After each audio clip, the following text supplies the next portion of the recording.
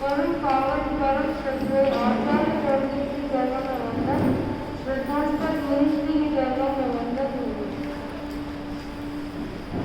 प्रभु चंदा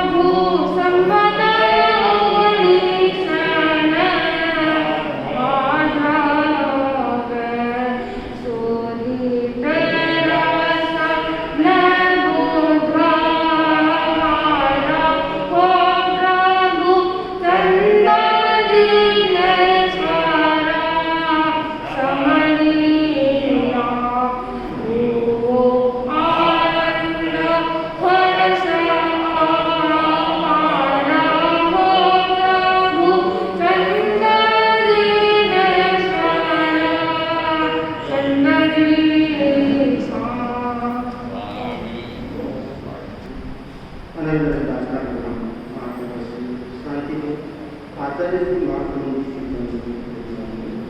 तो जन्मश्री के उपस्थित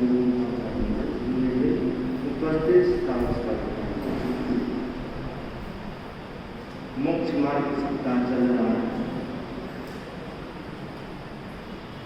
दुनिया में ज्ञान का बड़ा मूल्य है। वर्तमान में देखा जाता है जो व्यक्ति ज्ञानी है उसको दूसरे लोग सम्मान देते हैं, आदर देते हैं। और संस्कृत सूक्त में भी कहा गया है विद्वान सर्वत्र पूज्यते, विद्वान सब जगह पूजा जाता है, सम्मान को प्राप्त होता है। परंतु जिन शासन में सिर्फ ज्ञान को महत्व नहीं दिया गया है, ज्ञान के साथ दूसरे तत्व भी जुड़े हुए हैं।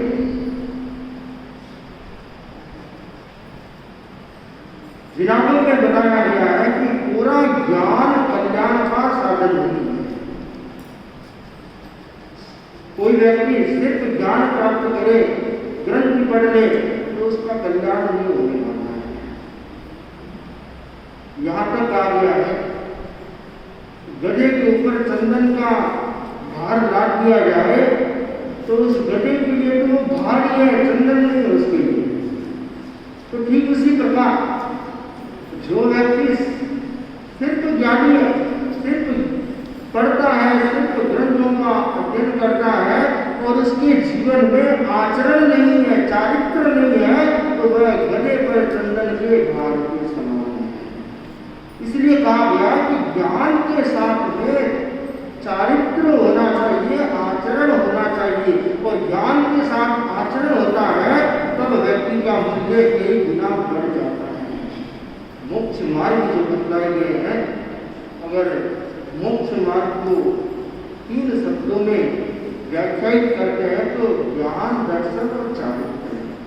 तो चारित्र, ज्ञान के साथ चारित्र होने से ही जीव का कल्याण हो सकता है। आप ही देखिए, कोई व्यक्ति पढ़ा लिखा है परंतु उसका आचार सही नहीं है, शिष्टाचार नहीं जानता है। भाई घर में आया है, बड़े बुजुर्ग हैं जिनको प्रणाम करना है, मेहमान आए हैं तो उनको उठ करके आदर देना है। अगर वह नहीं जानता है तो आप क्या कहेंगे, इसकी पढ़ाई में भूल है, इतना भी नहीं जानता, व्यवहार भी नहीं जानता, शिष्टाचार भी नहीं जानता, तो क्या पढ़ा लिखा होने का क्या फायदा है? पढ़ा लिखा का फायदा है परंतु आचार नहीं आया है।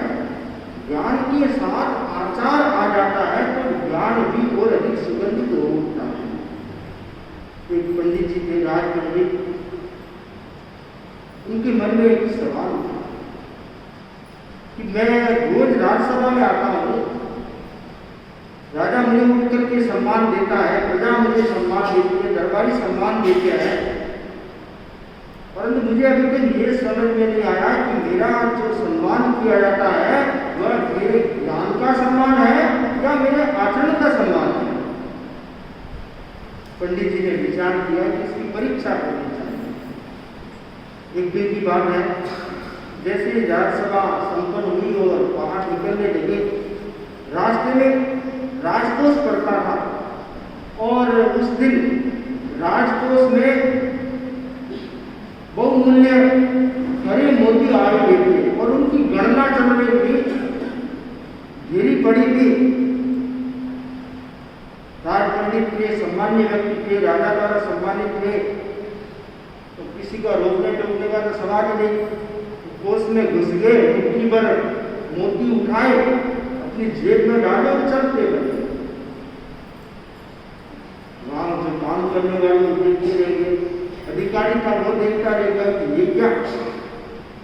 पहले दिन तो कुछ बोले नहीं, दूसरे दिन फिर वही पंडित जी उधर से निकले और दूसरे दिन फिर उन्होंने मुट्ठी भर के डाल दिए। तो जो अधिकारी था वो विचार में पड़ गया कि ये पंडित जी इतने ज्ञानी है, राजा द्वारा सम्मानित है, परंतु ये तो राजकोष को लूट रहे। अगर मैं कुछ नहीं बोला तो मेरे को जवाब देना भारी पड़ जाएगा। अधिकारी मैं हूँ तो जवाब मुझे देना होगा। कोई आपकी आंखों के सामने से मोती उठाकर ले जा रहा है, आप उसे रोक नहीं नहीं रहे हो तो आप दोषी हो। उसने पंडित जी को कहा, पंडित जी भाई क्या बात है? पंडित जी कुछ बोले नहीं, बराबर रवाना हो।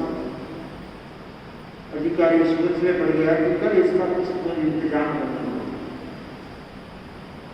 तीसरे दिन जैसे ही पंडित जी अंदर घुसे और मोती उठाने लगे, अधिकारी ने पहले से ही सैनिक नियुक्त कर रखे थे और उन सैनिकों ने पंडित जी को रंगे हाथों पकड़ दिया कि राजकोष कैसे मोती उठा कर ले जा रहे हैं। पकड़ करके राजा के सामने प्रस्तुत किया। राजा ने देखा कि पंडित जी को क्यों पकड़ा। तो अधिकारी बोला कि महाराज ये राजकोष में से मोती लूट के ले जा रहा है। 3 दिन हो गए, पहले दिन मैं बोला है कि कोई पंडित जी को आवश्यकता होगी, कोई ऐसी परिस्थिति होगी, वापिस लौटा देंगे। दूसरे दिन भी नहीं बोला। आज जब तीसरे दिन ले जाने लगे तो मैंने इनको पकड़ लिया। राजा की आंखें टेढ़ी हो गई, आवाज तेज हो गई और बोले, पंडित जी मैं आपको इतना सम्मान देता हूँ, इतना ज्ञानी समझता हूँ और आपका ऐसा आचरण। एक घर तो दापन भी छोड़ती है, आप तो जिस थाली को खा रहे हो, थाली में खा रहे हो, उसी में छेद करे।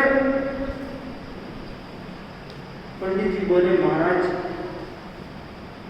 आप फरमाए, आप राजा है, आप अधिकार है, परंतु मेरी बात भी सुन लीजिए। तो आपकी क्या बात है? मैं कोई चोरी करना नहीं चाहता। आपका दिया हुआ मेरे घर में इतना धन है कि मैं बैठा बैठा खाऊं तो भी मुझे कोई कमी नहीं है। मुझे मोती नहीं चाहिए। मेरे मोती आपके जेब में से निकाले, सारे मोती राजा के सामने रख दिए। तो राजा ने पूछा, जब आपको चाहिए नहीं फिर आपने मोती बिना पूछे क्यों उठाए? आपको चाहिए होते आप मांग लेते, मैं मना कभी करता। पंडित जी बोले कि महाराज मेरे मन में एक सवाल उठा था, उसका उत्तर पाने के लिए मैंने मोती उठाया। राजा को लगा कि ये तो बात कुछ और, मैं सोच कुछ हो रहा था, बात कुछ और है। राजा कुछ नरम पड़ा और राजा ने पूछा कि ऐसा क्या सवाल उत्पन्न हो गया? तो पंडित जी बोले, मुझे आप इतना सम्मान देते हैं, प्रजा सम्मान देती है, दरबारी सम्मान देते हैं, मेरे मन में सवाल उठा कि ये सम्मान मेरे ज्ञान का है या मेरे आचरण का है? राजा ने पूछा कि क्या समाधान निकला? समाधान सामने आ गया। ज्ञान तो 3 दिन पहले जितना था उतना भी आज भी है। ज्ञान तो कोई कम नहीं हुआ, वही ज्ञान है। 3 दिन पहले जो विद्वान था, पंडित था, वही पंडित, आज वही विद्वान हूँ। परंतु लोगों की दृष्टि में, राजा की दृष्टि में मैं जो सम्मान पाता था, आज मैं अपमान का पात्र बन गया। क्यों? कि मेरा आचरण सही नहीं है। इसका मतलब यह हुआ कि लोग ज्ञानी को सम्मान देते हैं, पर उससे भी ज्यादा महत्व आचरण का है। अगर आचरण सही है तो वह सबके लिए सम्मान का पात्र है। अगर आचरण सही नहीं है तो वह कितना ही बड़ा ज्ञानी क्यों न हो, लोग उसको सही दृष्टि से नहीं देखते, इज्जत नहीं देते। तो जीवन में ज्ञान से भी ज्यादा जरूरी है कि हमारा आचरण श्रेष्ठ हो। आचरण हो तो ज्ञान पूर्वक आचरण हो, पूरा आचरण नहीं। ज्ञान नहीं है आचरण है तो भी समस्या है। ज्ञान पूर्वक आचरण हो, और जो ज्ञान पूर्वक आचरण होगा वह चारित्र तक ले जाएगा, चरित्र चारित्र तक ले जाएगा, वह आचरण व्यक्ति को अच्छाई तक ले जाएगा और वह उसका शिष्टाचार उसको मोक्ष की राह पकड़ा देगा, मोक्ष तक ले जाएगा। तो बस आज मोक्ष मार्ग सप्ताह के अंतर्गत आप सुने चारित्र से कैसे करें चेतना को चमन, मुनिश्री द्वारा महत्वपूर्ण विषय पर निवेदन करते हुए अहिंसा के अवतार भगवान महावीर स्वामी की श्री चरणों में कोटि से वंदन। अहिंसा यात्रा के प्रवर्तक आचार्य श्री महासुंदरी की श्री चरणों में कोटि से वंदन। मुनिवृंद, उपस्थित धर्म प्रेमी भाई बहनों, मोक्ष मार्ग सप्ताह के अंतर्गत आज का जो विषय है चारित्र से करे इस चेतना को दमन। भगवान महावीर की वाणी है, नारायण जाने भावे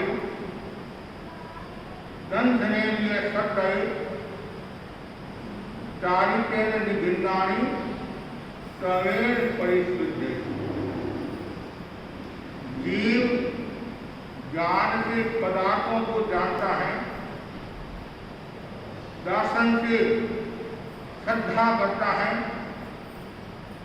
चारित्र से निग्रह करता है और तब से परिशुद्ध होता है। जीवन निर्माण में चारित्र का बहुत बड़ा योगदान रहता है। चारित्र हमारे जीवन की मूल पूंजी है, असली पूंजी। चारित्र सदाचार की वर्णमाला। चारित्र से व्यक्ति चेतना को चमक बना देता है। चारित्र आत्मशुद्धि का उपक्रम है। चारित्र सादगी का प्रतीक है। चारित्र के बिना न सत्य की साधना है और न शील की साधना। कहा भी गया है, धन गया तो कुछ भी नहीं गया, स्वास्थ्य गया तो थोड़ा कुछ गया और चरित्र गया तो सब कुछ गया। अध्यात्म के आचार्य ने भी कहा है, हमेशा चरित्र की रक्षा करो। धन से जो क्षीण है वास्तव में वह क्षीण नहीं है, जो चरित्र से क्षीण है वास्तव में वह क्षीण है। इसलिए चरित्र का कितना बड़ा महत्व। आज जो समाज चल रहा है, देश जो चल रहा है, उनके मूल में एक बड़ा कारण है चारित्र। चारित्र है तभी आज आदमी आराम की जिंदगी जी रहा है, और यदि चारित्र नहीं है वो आराम की नहीं, हराम की जिंदगी जी रहा है। जहां चारित्र है वहां सुख संपदा, जहां चारित्र है वहां परम शांति का अनुभव है। आगमों में इतना कहा है, कोई व्यक्ति रोजाना लाखों का दान देता है, करोड़ों का दान देता है, उससे भी बढ़कर है बिना दान दिए चारित्र का। चारित्र में कोई व्यक्ति दान नहीं देता है, लेकिन ज्ञानी जन कहते हैं दान से भी ज्यादा मूल्य चारित्र का। इसलिए लोग चारित्र को नमस्कार करते हैं, त्याग को नमस्कार करते हैं। चक्रवर्ती वासुदेवी किसको त्याग करते हैं? जो संयमी है, चारित्रवान है, उनको त्याग, उनको नमस्कार। भगवान महावीर ने व्यक्ति की क्षमता के आधार पर चारित्र के दो प्रकार बताए, एक चारित्र और सर्व चारित्र। सब लोग चारित्र की संपूर्ण आराधना नहीं कर सकते हैं। भगवान ने देश चारित्र के बारे में भी बता दिया, 12 वर्षों के बारे में भी बता दिया। लेकिन लक्ष्य हमारा यह रहना चाहिए, सबसे पहले मैं चारित्रवान बनूं, संयमी बनूं, साधु बनूं, और यदि मैं शुद्ध साधुपना पालूंगा तो मेरी ये जो चेतना है वह निर्मल हो जाएगी, पवित्र हो जाएगी और ये जो बगीचा है वह भी खिल उठेगा। इस बगीचे को नाश करने वाला कौन है? चेतना रूपी बगीचे को नाश करने वाला है कषाय। और कषाय के कारण चेतना का नुकसान होता है और जिस दिन व्यक्ति ने चारित्र स्वीकार कर लिया तो फिर धीरे धीरे कषाय का भी अस्तित्व समाप्त होता जाएगा और चेतना निर्मल और पवित्र होती जाएगी। इसलिए चारित्र का मूल्य है। सबसे पहले हमें ये भावना पाना है कि मैं सर्व चारित्रवान हूं। वह यदि नहीं बन सकता है तो फिर ये चारित्र की बात करना। पहले हमेशा ऊंची उड़ान की भावना रखना और वो उड़ान आप भर नहीं सकते हैं, उस मार्ग पर आप चल नहीं सकते हैं तो फिर क्या करे? उसे नीचे वाला ये चारित्र की धारा। हर युग में चारित्र का मूल्य रहा और जिस दिन चारित्र से व्यक्ति भ्रष्ट हो गया और किसी के जीवन में चारित्र नहीं है उस दिन छठा आ रहा है। सीधी सी बात है, छठा आ रहा जाएगा। इसलिए हमेशा हर पल हर क्षण मन में भावना रखो मैं चारित्र संपन्न हूं। मेरे भीतर में चारित्र का दरिया लहराता है।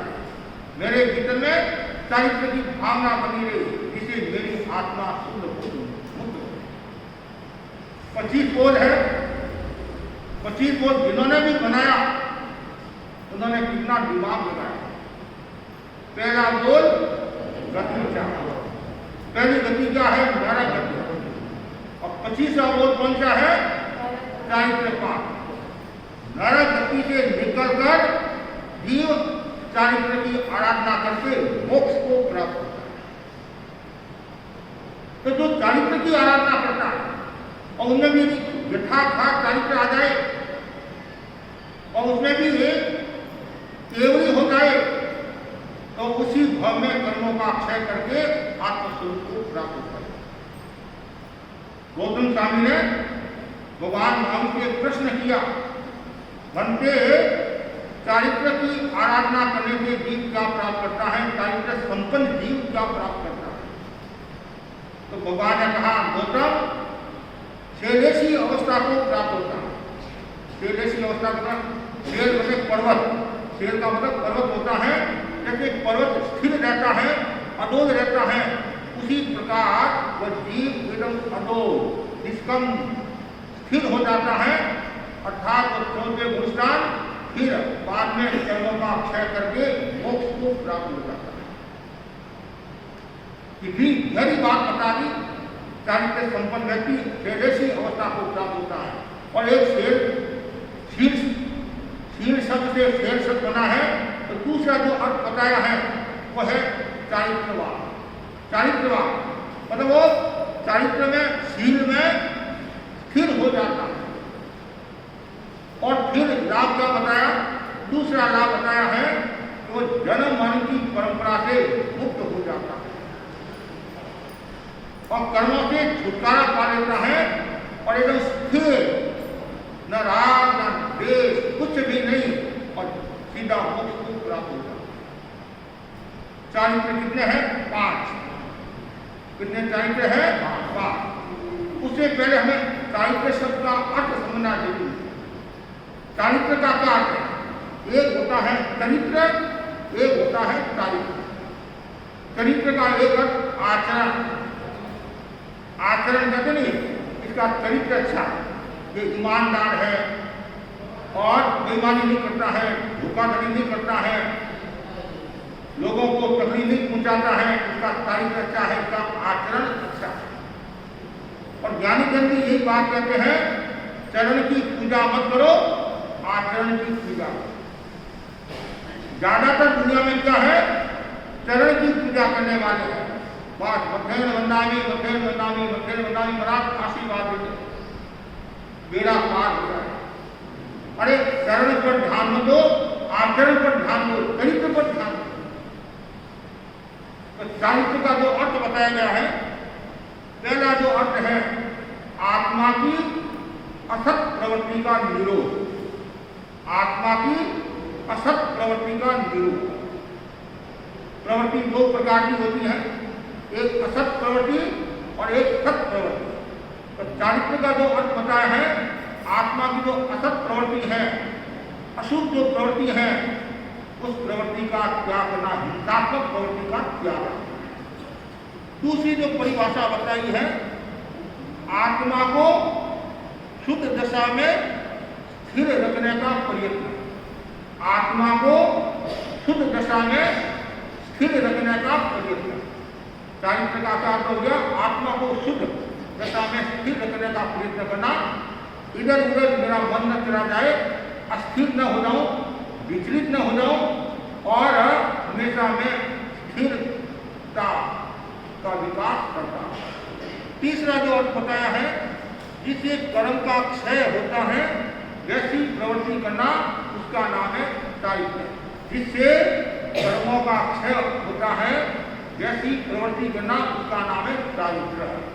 यदि आप असत प्रवृत्ति करते हैं, रागजन्य प्रवृत्ति करते हैं, द्वेषजन्य प्रवृत्ति करते हैं, संसार की प्रवृत्ति करते हैं, उसे कर्मों का क्षय नहीं होता है, उसे कर्मों का बंद होता है। और जिस प्रवृत्ति से कर्म क्षय होते हैं उसका नाम क्या है? चारित्र। और चारित्र के दो प्रकार जो मैंने बताए, देश चारित्र और सर्व चारित्र। देश चारित्र में अंश रूप में त्याग होता है। देश जैसे विश्व है, भारत एक देश है, एक अंश हो गया, अंश रूप में त्याग करना और देश चारित्र है, और संपूर्ण रूप में त्याग करना सर्व चारित्र है। और चारित्र के पर्यायवाची शब्द भी बताए हैं। चारित्र का पर्यायवाची शब्द है संवार, संयम, प्रत्याख्यान आदि। और चारित्र के 5 प्रकार है। उनमें पहला जो प्रकार बताया है वो है सामायिक चारित्र। क्या है? सामायिक चारित्र।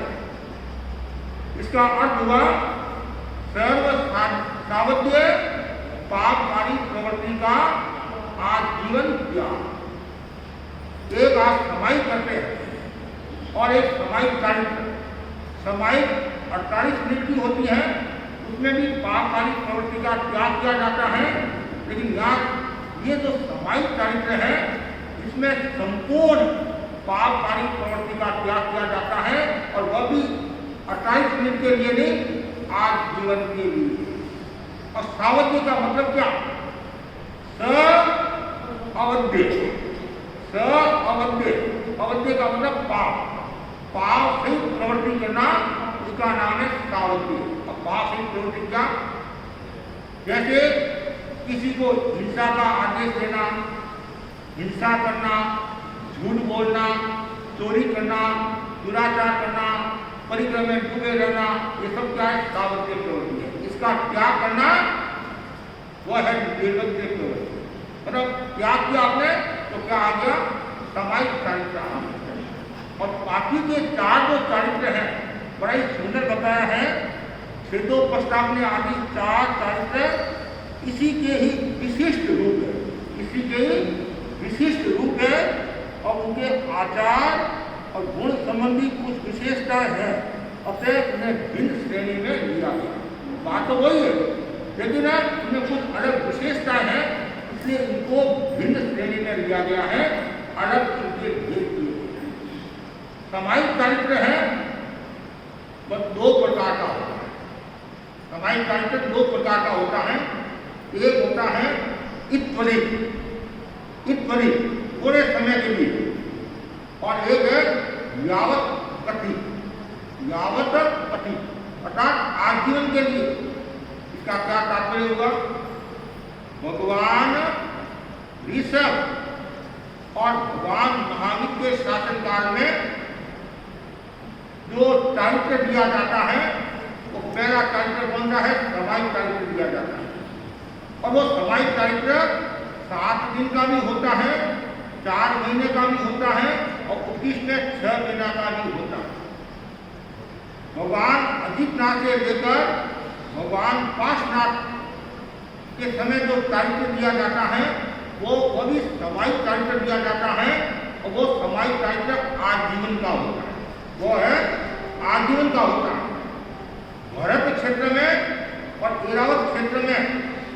ये प्रक्रिया चालू रहती है। और महाविवेक क्षेत्र में हमेशा सामायिक चारित्र होता है और छेदोपस्तापनीय चारित्र और परियार विशुद्धि चारित्र नहीं होता है। छेदोपस्तापनीय जो चारित्र है वो केवल भरत ऐरावत क्षेत्र में होता है। वो भी कब होता है? भगवान ऋषभ और भगवान महावीर के शासनकाल। तो इसलिए समाई के दो भेद हो गए, ईश्वरी और व्यावहारिक आजीवन के लिए। जैसे उदाहरण के लिए बड़ी दीक्षा बोलते हैं, बड़ी दीक्षा बोलते हैं। आप कह रहे नई दीक्षा नहीं, बड़ी दीक्षा। दीक्षा तो होगी, अब बड़ी दीक्षा। तो पहला है समाई चारित्र, उसके बाद में दूसरा जो आता है वह है छेदोपस्तापनीय चारित्र। छेदोपस्तापनीय चारित्र, इसका मतलब क्या हुआ? पूर्व पर्याय का छेद किया जाता है। पूर्व पर्याय का छेद करके जो चारित्र प्राप्त होता है उसका नाम क्या हो गया? छेदोपस्तापनीय चारित्र। वो छेदोपस्तापनीय चारित्र कब आता है? इसमें भी एक अभिचार और एक निरतिचार, दो समय यह आता है। एक तो कब आता है? जब व्यक्ति दीक्षा लेता और 7 दिन के बाद में उसने यदि प्रतिक्रमण सीख लिया और गुरु की आज्ञा होगी तो 8वें दिन का होता है, नई दीक्षा आ जाती है, छेदोपस्तापनीय चारित्र आ जाता है। एक तो ये होगा। दूसरा है जैसे पार्श्वनाथ की परंपरा का साधु भगवान महावीर की परंपरा में आता है। जैसे केशी स्वामी, तो केशी स्वामी एक सामायिक चारित्र वाले थे। क्यों थे? वो पार्श्वनाथ की परंपरा थे और पार्श्वनाथ के समय में सामायिक चारित्र होता था, छेदोपस्तापनीय चारित्र नहीं होता। अब वो पार्श्वनाथ की परंपरा वाले साधु भगवान महावीर की परंपरा में आए तो उनको नई दीक्षा नहीं दी। मतलब ऐसे नहीं कोई पहले सामायिक चारित्र के बाद में उनको सीधा सामायिक चारित्र से छेदोपस्तापनीय चारित्र में लिया गया। क्यों लिया गया? उनके कोई दोस्त तो था नहीं, वो निरतिचा और सीधा वो। और एक छेदोपस्तापनीय कब आता है? जैसे नई दीक्षा, जैसे कोई साधु है और वापिस जो गृहस्थ में चला गया, फिर उसको बोध हुआ, भान हुआ और उसको वापिस नई दीक्षा दी तो उसको सामायिक चारित्र नहीं आएगा, उसको सीधा छेदोपस्तापनीय चारित्र आएगा। क्यों? सामायिक चारित्र से पहले ले लिया, दीक्षा भी होगी, छेदोपस्तापनीय का ढाल हो गया तो वापिस नई दीक्षा दी तो ये उसने दोष लगाया था, इसलिए उनको वापिस छेदोपस्तापनीय चारित्र दिया गया। और निरतिचार में पार्श्वनाथ की परंपरा से भगवान महावीर की परंपरा में आया तो निरतिचार का मतलब उसके कोई दोष नहीं है और सीधा वक्त छेदोपस्तापनीय चारित्र। पूरे पर्याय का छेद करके जो चारित्र प्राप्त होता है वो क्या है? छेदोपस्तापनीय चारित्र। तीसरा है परियार विशुद्धि चारित्र। परियार का मतलब होता है तपस्या। आत्मा की विशुद्धि के लिए तो विशिष्ट प्रकार की तपस्या की जाती है। आत्मा की विशुद्धि के लिए तो विशिष्ट प्रकार की जो तपस्या की जाती है उसका नाम है परियार विशुद्धि चारित्र। ये भी महाविवेक क्षेत्र में नहीं होता, है। अजितनाथ से लेकर पार्श्वनाथ की परंपरा में भी ये नहीं होता है, ये केवल भगवान ऋषभ और महावीर की परंपरा में होता है। क्यों? ये जो चारित्र की जो आराधना करने वाला है वो छेदोपस्तापनीय चारित्र वाला होगा, वही इसकी आराधना कर सकता है, सामायिक चारित्र वाला नहीं कर सकता है। तो वो छेदोपस्तापनीय चारित्र का है वो भरत क्षेत्र में ही है और महावीर क्षेत्र में नहीं। और इसमें क्या होता है, क्या साधना, क्या तपस्या है? इसमें 9 साधु होते हैं। कितने साधु होते हैं? 9 साधु होते हैं। उनमें पहले 4 साधु तपस्या करते हैं और 4 उनकी सेवा करते हैं। 4 साधु तपस्या करते हैं, 4 साधु सेवा करते हैं और एक आचार्य के रूप में नियुक्त होता है। आज्ञा आलोना तो 9 हो गए। अब ये कितने महीनों की तपस्या करते हैं? 6 महीनों की तपस्या, कुल मिलाकर 18 दिनों की ये तपस्या होती है। तो प्रारंभ में 4 साधु ने तपस्या की और 4 ने सेवा की। जब इनकी तपस्या पूरी हुई, जिन्होंने सेवा की वो तपस्या करेंगे और जिन्होंने तपस्या की वो सेवा करेंगे और एक आचार्य के रूप में वो रहेगा। और तीसरी बार में 6 महीना की जो आचार्य तपस्या करेगा, बाकी के 8 साधु उनकी व्यवस्था में रहेंगे, उनकी सेवा में रहेंगे। और उसका क्रम क्या है? जघन्य, मध्यम, उत्कृष्ट। तो गर्मी में उपवास, मध्य में बेला और उत्कृष्ट में बेला। सर्दी में बेला, तेला, चोला। वर्षा में तेला, चोला, पंचोला। ये इनकी विधि है 6 महीना की तपस्या। और ये हर कोई व्यक्ति तपस्या कर नहीं सकता है। कम से कम 20 वर्ष का दीक्षित साधु होना चाहिए। कितना? 20 वर्ष का दीक्षित साधु होना चाहिए। और जो 14 पूर्व है उनमें 9 पूर्वों का अध्ययन और साथ में तीसरी आचार वस्तु का ज्ञान होना चाहिए। और ये तीर्थंकर भगवान के पास ये साधना की जा सकती है, या तीर्थंकर के द्वारा किसी ने ये साधना की है तो उनके पास में की जा सकती है। ये 2 पीढ़ी चलती है, उसके आगे ये नहीं चलती। 2 पीढ़ी बस 2 तक ये साधना होती है। और इसका आयुष्य जो पूरा होता है इस मुनि का, तो वो 8 देवलोक में जाता है। कहाँ जाता है? उत्कृष्ट में 8 देवलोक में क्यों जाता है? वो आत्मा की विशुद्धि के कारण, आत्मा की विशुद्धि के कारण। ऐसे अभवी है वो 21वें देवलोक में जा सकते हैं, वो क्रिया की दृष्टि से जाते हैं। और ये 8 देवलोक में जाते हैं, वो आत्मा की विशुद्धि की दृष्टि से जाते हैं। और भी इसमें खूब आते हैं। चौथा जो है वो है सूक्ष्म संप्रदाय पुरस्कार। सूक्ष्म संप्रदाय का मतलब क्या है?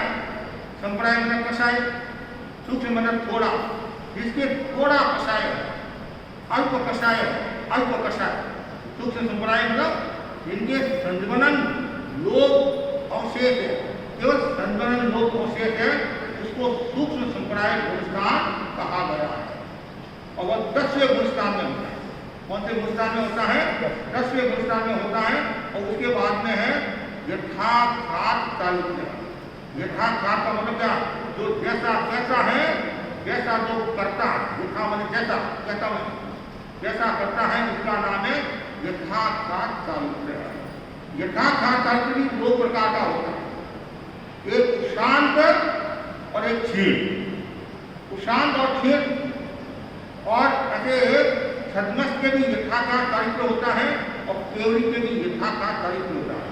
यथाकार चारित्र में 4 गुणस्थान पाए जाते हैं, 11वां, 12वां, 13वां, 14वां। तो 11वां, 12वां जो गुणस्थान है वो छद्मस यथाकार और केवली यथाकार में 13वां, 14वां। एक शांत और एक क्षय। 11वां गुणस्थान शांत वाला है और 12वां गुणस्थान वाला क्षीण वाला है। वो गण को क्षीण करता है। यथार्थात चारित्र जो जीव है, यहाँ तक कि वो पहले गुणस्थान में भी आ सकता है, पहले गुणस्थान में भी आ सकता है। क्यों आ सकता है? 11वां गुणस्थान क्या है? वो शांत।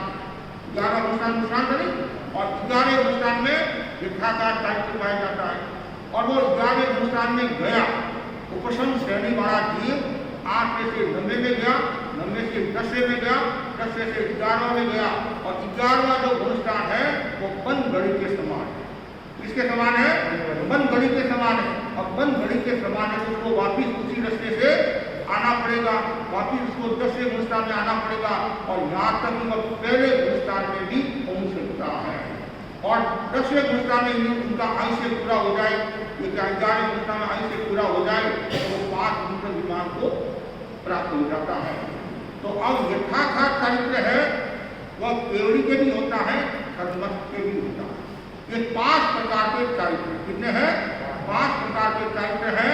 हमें ये भावना भाना है हमारा भी वह दिन आए, हम भी शायद यथार्थात चारित्र वाले बने। मतलब उष्म वाले नहीं, उष्म वाले तो नीचे भी गिर सकता है, गिर सकता तो गिरता ही है। हमें शायद मतलब जो यथार्थात आ गया तो वापिस नहीं जाए, वो वापिस नहीं जाए। मतलब गुणस्थान ऐसे तो आयुष्य पूर्ण होने के बाद में तो फिर चारित्र है ही नहीं, चारित्र है ही नहीं है। चारित्र का संबंध शरीर के साथ, कर्मों के साथ जुड़ा हुआ है, इसलिए 5 चारित्र है। 5 चारित्र में हमारे में कितने चारित्र पाते हैं? हाँ, साधु में भी वर्तमान जो दीक्षा लेता है उसमें सामायिक चारित्र, फिर बड़ी दीक्षा के बाद में छेदो प्रस्तापनीय चारित्र, ऐसे साधु में 2 हो सकते हैं।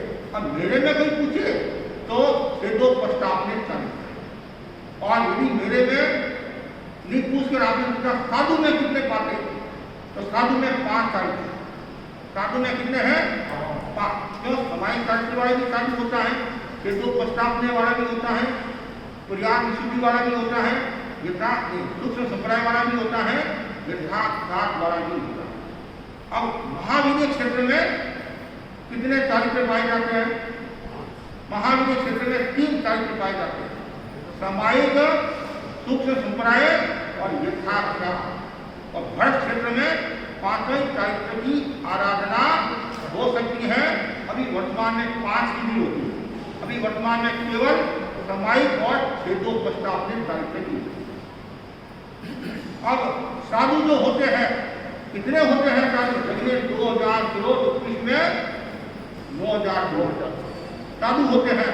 और उसमें ये भी बताया कि चारित्र आता रहता है, जाता रहता है, आता रहता है, जाता रहता है, और एक दिन आता है संपूर्ण कर्मों का क्षय करके चेतना को चमक बना देता। इसलिए हमेशा ये भावना भानी चाहिए कि मेरा चारित्र दूषित नहीं हो। अब चारित्र की प्राप्ति कैसे होती है? हर व्यक्ति को चारित्र की प्राप्ति नहीं होती है। जिनके चारित्र मौनी कर्म का क्षय दोषम होता है, उस जीव को चारित्र की प्राप्ति होती है।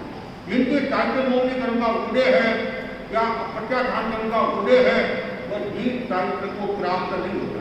जैसे देवता नारदी के चारित्र नहीं होता है, तिर्यक के देश चारित्र हो सकता है, सर्व चारित्र नहीं होता है।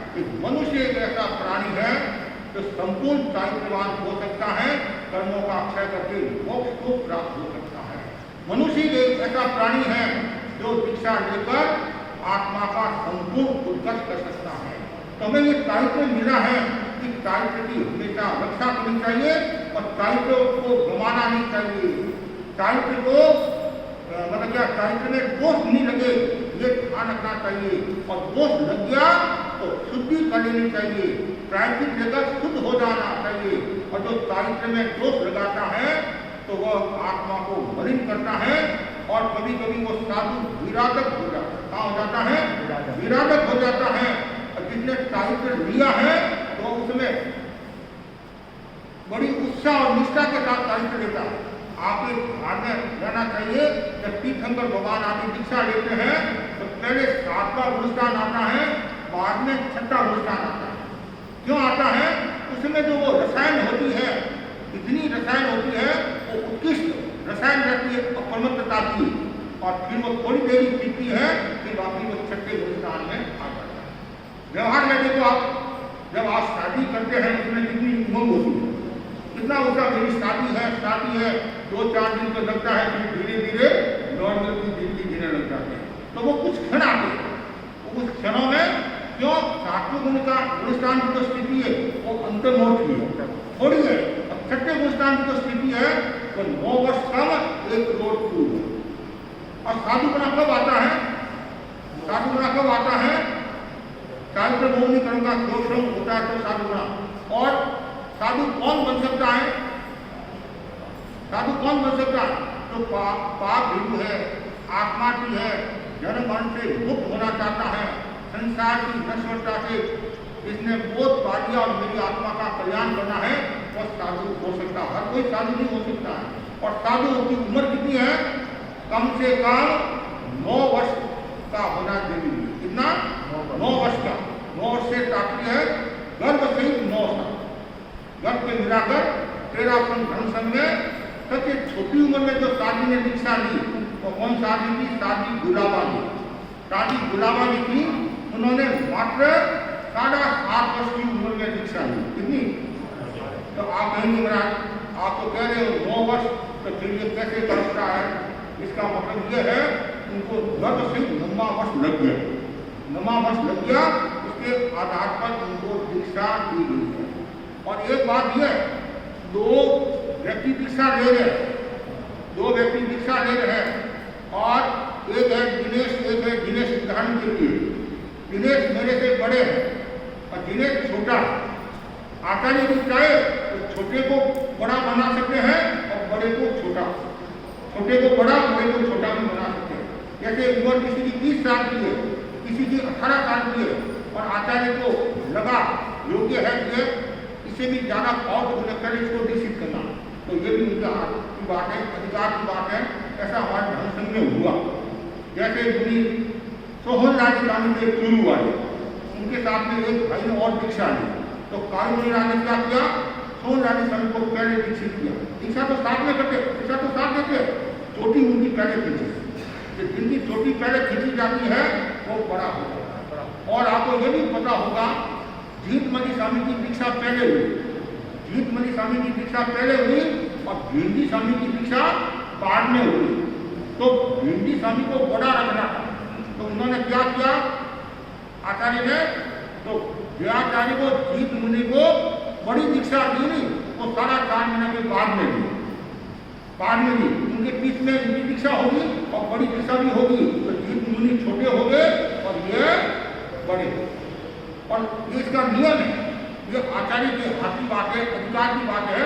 और 21 में 6 महीना और 6 महीना के बाद में भी यदि कोई साधु प्रतिक्रमण नहीं सीख पाया तो वापिस उसको संसार में आना पड़ता है, वापिस गृह जीवन में आना पड़ता है। ऐसे हमारे धर्म संघ की एक बात है, उन्हें बिहारी जी स्वामी मेवाड़ के बिहारी, उनको प्रतिक्रमण नहीं आया तो वापिस उनको गृह जीवन में आना पड़ा। तो इसलिए तो प्रतिक्रमण पहले सीखना जरूरी होता है, ये हमारी आवश्यक क्रिया है कि प्रतिक्रमण सीखे बिना वो साधना कैसे करेगा, चर्या में कैसे संजय करेगा, इसलिए प्रतिक्रमण का बहुत बड़ा मूल्य है। तो इसलिए ये साधु के जो 5 महावत भी होते हैं और 5 चारित्र भी होते हैं।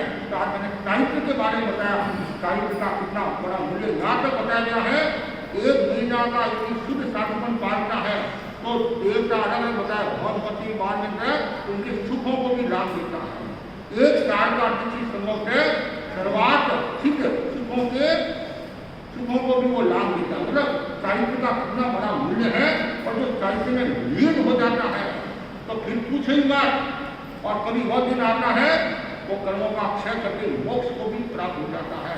चारित्र लेना एक बात है और चारित्र की पालना करना दूसरी बात है। केवल देशधारी नहीं होना है, क्लेश रहित होकर चारित्र की आराधना करना है, हर पर हर्षण बनने की भावना बनाना है। समणो हम, मैं समण हूँ, मैं साधु हूँ और मेरा चारित्र हमेशा निर्मल बना ले, हमेशा पवित्र बना ले। और देखो चारित्र का कितना बड़ा महत्व है। एक छोटी सी बात से हम पूरा करते हैं। 2 भाई, एक कुंडली और एक कुंडली, कुंडली और कुंडली, तो दोनों के पिता ने दीक्षा, 2 भाई ने दीक्षा ली। दीक्षा लेने के बाद में वापिस पिता अपने गांव में आए तो फिर उन्होंने संसार की नश्वरता पर प्रवचन किया और बोध दिया। उनमें से एक भाई दीक्षा लेने के लिए तैयार हो गया। कौन तैयार हो गया? कुंडली। कुंडली मुनि तैयार हो गए, उन्होंने तत्व को समझा, दीक्षा ली। दीक्षा लेने के बाद में 11 अंगों का अध्ययन किया और साधना में लीन है, शासन की परवाह कर रहे हैं और पिता का भी शुरुआत हो गया। और पुराने समय में एकल बिहारी भी होते थे, एकल बिहारी भी होते थे, जिन भी होते थे, अलग अलग व्यवस्था है। तो ये अस्वस्थ हो गए, बीमार हो गए। कौन? कुंडली मुनि बीमार हो गए। कुंडली मुनि बीमार हुए तब श्रावकों ने कहा आप चिकित्सा कराओ। जैसे मैं कोई छोटे से गांव में हूँ, कोई अस्वस्थ हो गया तो आप आकर अरेस्ट करते हमारी की सुविधा नहीं है, आप केसिंगा पधारो या टिडलागढ़ पधारो या भवानीपटना पधारो, वहाँ सब सुविधा है, आप चिकित्सा। तो जिस काम में वो थे तो अब उनके जो भाई थे वो कुंडली राजा बन गए थे और राजा को पता चला कि मेरा भाई बीमार हो गया, स्वस्थ हो गया है, तो मेरा नैतिक कर्तव्य है वो दर्शन करने के लिए आए। सुख्याता पूछी कि महाराज आप गाँव में पधार जाओ, वहाँ सब सुविधा है, सब सुविधा है, चिकित्सा की सुविधा है। तो भाई का मान रखा और मुनिराज गाँव में पधार। चिकित्सा शुरू हुई और धीरे धीरे तन स्वस्थ होने लगा और मन अस्वस्थ होने लगा। ऐसे करते करते काफी महीने बीत गए। एक दिन भाई ने पूछ लिया, हमारा स्वास्थ्य कैसा है? कि पहले से ठीक है, बिहार कब करने का भाव? एक तो मैं आपको कहूँ बिहार करने का भाव है, एक श्राव पूछ लिया बिहार कब करे, आनी बात हो जाए। एक जवाई कहता है मैं मेरे गांव जा रहा हूँ, एक ससुर जी कहते हैं कि जवाई जी कब डाले। तो वैसे ही भाई ने पूछ लिया तो भाई ने कहा अभी थोड़ा टाइम मिलेगा, कोई बात नहीं, आप अच्छी तरह चिकित्सा कराओ। फिर महीना बीता, फिर महीना 2 बार पूछा, 3 बार पूछा, 4 बार पूछा, फिर थोड़ा टाइम ऐसे करते करते लास्ट में उन्होंने अपने मन की बात बता दी। क्या मन की बात? अब मुझे टाइम अच्छा नहीं लग रहा, मुझे तो संसार में आना है, राज्य का सुख भोगना। अब बोलो 1000 वर्ष की साधना करने वाला साधक कितना, 1-2 वर्ष की नहीं, 1000 वर्ष की साधना करने वाला साधक का मन विचलित हो गया। तत्काल भाई के मन में मैंने गलती की, यदि मैं मदद नहीं करता तो हो सकता है यहाँ नहीं आते और इनको इतनी सुख सुविधा नहीं मिलती, तो में आकर नहीं। भाई बोला आपको आना है तो ये मेरे बाप की गाड़ी, मतलब मेरे बाप ने दीक्षा ली है, ये बाप की गाड़ी खाली नहीं देगी, और आपको नहीं है तो आपके कपड़े मुझे दो और मेरे कपड़े आप। कहते हैं संसारी साधु बन गया और साधु संसारी बन गया, और दोनों ने 2.5 दिन का साधुपन पड़ा और एक ने 2.5 दिन का राज किया। 2.5 दिन 2 राजा, जो 2.5 दिन साधुपन पड़ा और एक ने 2.5 दिन राज किया। परिणाम ये आया, एक साधु को किस साधना के द्वारा सर्वास्थित में चला गया, जो पुंडरी, जिसने 2.5 दिन साधुपन पड़ा और सर्वास्थित में चला गया, और जिसने 2.5 दिन राज्य किया, सुखों में डूब गया, दुखों में डूब गया, 1000 की साधना को साफ कर दिया और साथी नाटी में नाटी में गया। तो ये सारा खेल परिणाम के पीछे है, भावना के पीछे। इसलिए यहाँ कहा गया है कि भाई आप चारित्र से बड़े चेतना को संबंध, तो चारित्र हमेशा शुद्ध रहना चाहिए, अच्छा रहना चाहिए, हमारे भाव निर्मल रहना चाहिए, पवित्र भाव रहना चाहिए, तब जाकर भी चारित्र को संबंध कर सकता है, अच्छा कर सकता है। तो मैं इतना ही आपको कहना चाहता हूँ, आपकी भावना भाव श्राव के जो 3 मनोरथ नहीं, उनमें एक मनोरथ है, मेरा भी वह दिन आए मेरी प्रिय जीवन छोड़कर साधु बनूं, और साधु बनने के बाद में साधना में लीन रहता हूँ, संसार के प्रपंचों से दूर होकर केवल आत्मा की चर्चा करूँ, गुरु आज्ञा का पालन करूँ,